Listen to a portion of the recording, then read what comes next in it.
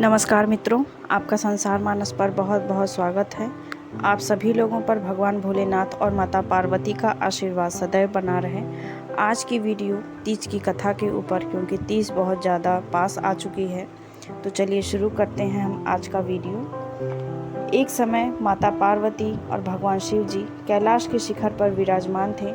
जिज्ञासा के वशीभूत होकर माता पार्वती ने महेश्वर से प्रश्न किया, हे देवाधिदेव, आप इस विश्व के नियंता हो, समस्त धर्मों के अधिष्ठाता हो और समस्त गुप्त भेदों को जानने वाले हो।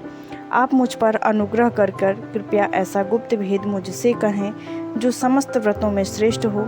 उस व्रत का वर्णन करें जो अल्प कर्म के द्वारा ही महान फलों को देने वाला हो।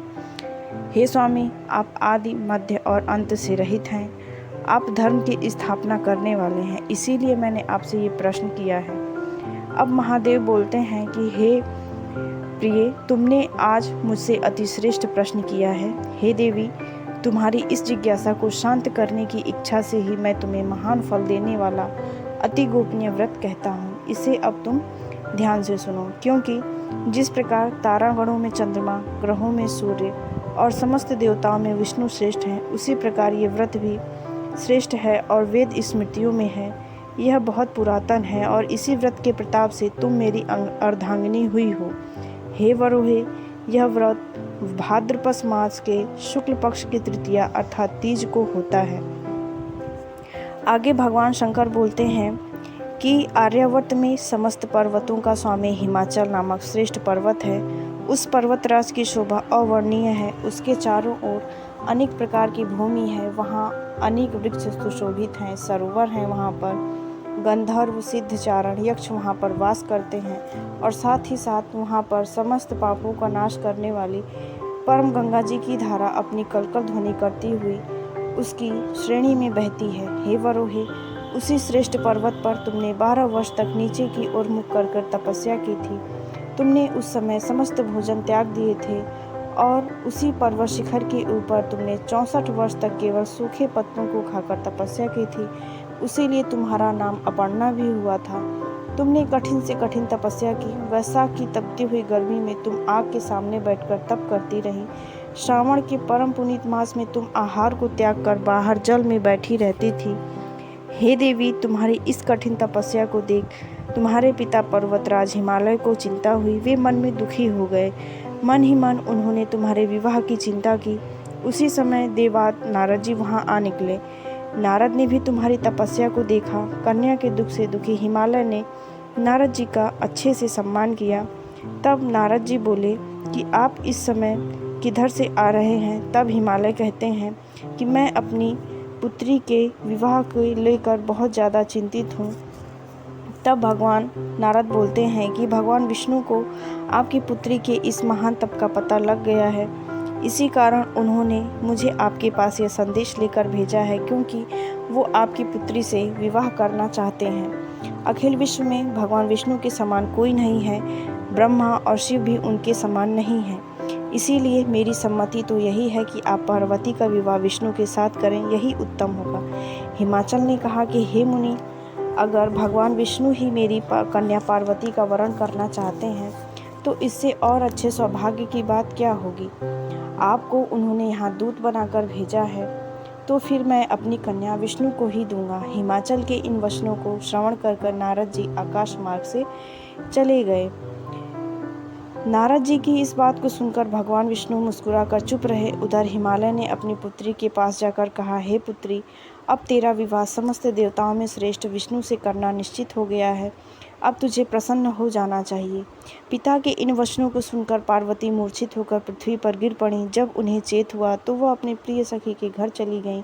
सखी ने जब पार्वती को इस प्रकार दुख से कातर देखा तो वह बोली, हे पार्वती, तेरा मन दुख से व्यथित क्यों हो रहा है? तू मुझसे अपने हृदय की दशा का वर्णन कर, मैं अवश्य ही तेरा दुख दूर करके उसका उपाय जरूर करूँगी। पार्वती ने अपनी चिंता बताई कि हे सखी, मेरे पिता ने नारद जी से कहा है कि मेरा विवाह विष्णु से वो करेंगे, लेकिन वास्तविकता में तो बात ये है कि मैं भगवान शंकर को अपना पति मान चुकी हूँ। यदि पिताजी विष्णु से मेरा विवाह रचाएंगे तो मैं अपने धर्म की रक्षा फिर किस प्रकार करूँगी? मुझे तो अपने शरीर का त्याग अवश्य ही करना पड़ेगा। पार्वती के इन वचनों को सुनकर सखी ने विचार किया। तब वह बोली, पार्वती, तू अपने हृदय में दुख मत कर। मैं तुम्हें एक युक्ति बताती हूँ जिसके द्वारा तेरा विवाह निश्चय ही शंकर जी के साथ ही होगा। अब तू अपने घर का त्याग कर गहन वन में मेरे साथ चल, वहाँ पर तुझे कोई नहीं पा सकेगा। पार्वती जी अपनी सखी की उस सलाह को मानकर गहन वन में चली गईं और भयानक जंगल में जाकर बहुत ज़्यादा घोर तपस्या की। हिमाचल को जब यह बात पता चली कि पार्वती घर से गायब हो गई हैं, तो उसने अपने मंत्रियों और सरदारों से सलाह की। पार्वती की खोज में चारों तरफ दूत दौड़ा दिए। हिमाचल की समस्त चेष्टाएं जब बेकार हो गईं और पार्वती को लोग किसी भी प्रकार नहीं ढूंढ पाए, तब हिमाचल मूर्छित होकर पृथ्वी पर गिर पड़े।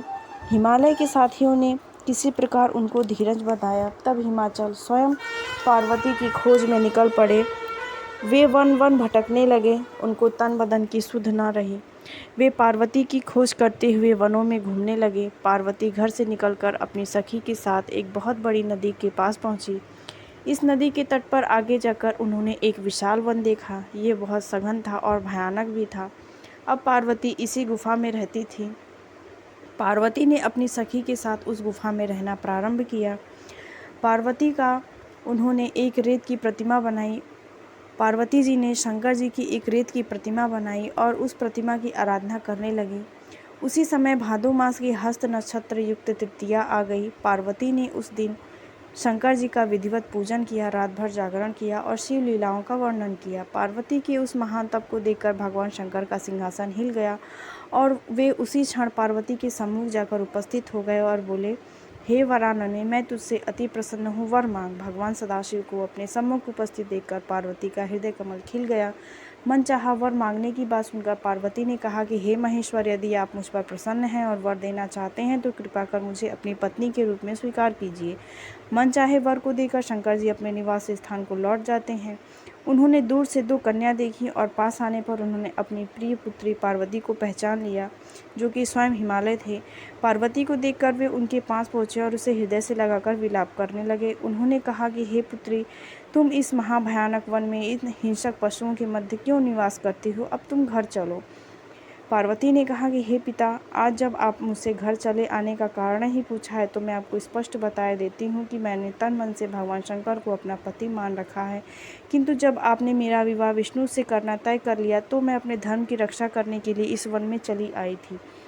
पार्वती की बात सुनकर हिमाचल बोले कि मैं अब तेरा विवाह भगवान शंकर के साथ ही करूँगा। इसमें मुझे अब तनिक भी आपत्ति नहीं है। तुम लौट कर घर चलो। मैं तुम्हारी इच्छा के विरुद्ध अब कोई भी काम नहीं करूँगा। पार्वती के साथ जब अब उनके पिता उनके साथ गए, तब हिमवान ने पार्वती का विवाह शंकर जी के साथ कर दिया। सूत जी बोले, हे ऋषिवरों, इतनी कथा सुनाने के बाद भगवान सदाशिव ने माता पार्वती से कहा कि हे वरोहे, उस वक्त के प्रताप से ही तुमने मुझे प्राप्त किया था।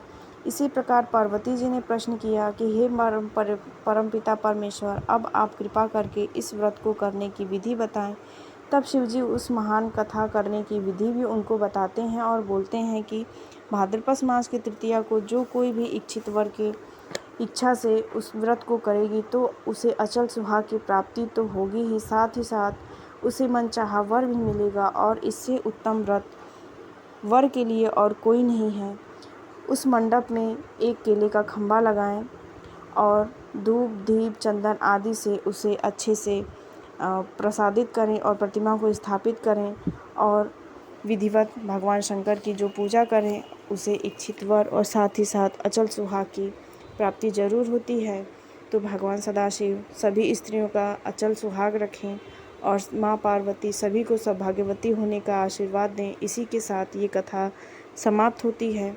अगर आपको कथा पसंद आई हो तो कृपया चैनल को सब्सक्राइब जरूर करें और बने रहें इस चैनल पर।